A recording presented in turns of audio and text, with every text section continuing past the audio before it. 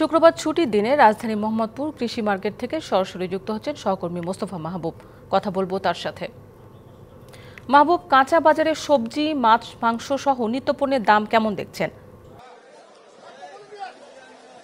শান্তা, আপনি জানেন যে আসলে বৈরী কয়েকদিন ধরেই কিন্তু বৈরী আবহাওয়া চলছে, যার প্রভাব কিন্তু আমরা একটা দেখছি সবজির বাজারে পড়েছে। প্রায় সব ধরনের সবজির দামই কিন্তু বেড়েছে, এটি বিক্রেতারাই বলছেন।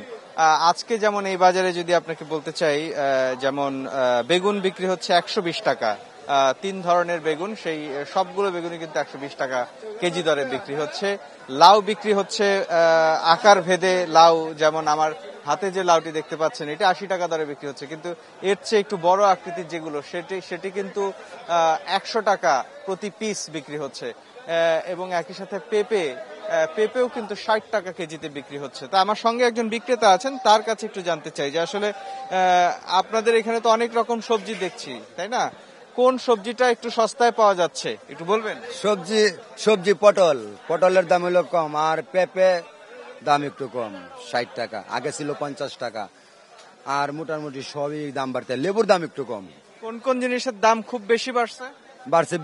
বেগুন, টমেটো, শসা, বটবড়ি, কাঁচামরিচ, ফুলকপি, পাতাকপি, এগুলার দাম অনেক বাড়তি, অনেক বেশি আছে। অনেক ধন্যবাদ আপনাকে। একই সাথে বাজারের অন্য সব পণ্যের খবর যদি একটু জানাতে চাই, যেমন আলুর দাম কিন্তু অস্বাভাবিক রকম বেড়েছিল, কিন্তু এই বাজারে যেটি হয়েছে বরাবরই কিন্তু 60 টাকা কেজি দরে বিক্রি হচ্ছে। আজকেও আলুর দাম 60 টাকাই আছে।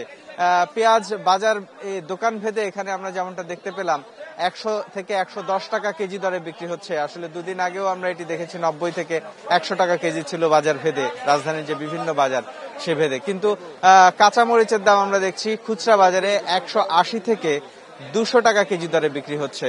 স্বস্তির খবর হচ্ছে মুরগির দাম, যেটি ব্রয়লার মুরগি, 180 টাকা কেজি দরে বিক্রি হচ্ছে। আর এই বাজারে ডিম বিক্রি হচ্ছে 150 টাকা ডজন দরে। তো এই ছিল এখন পর্যন্ত আমার কাছে বাজার দরের তথ্য। চেষ্টা করব পরবর্তী সংবাদে আরো অন্য কোনো বাজার থেকে বাড়তি কোনো তথ্য দেওয়ার। ধন্যবাদ মাহবুব, আপনাকে ধন্যবাদ।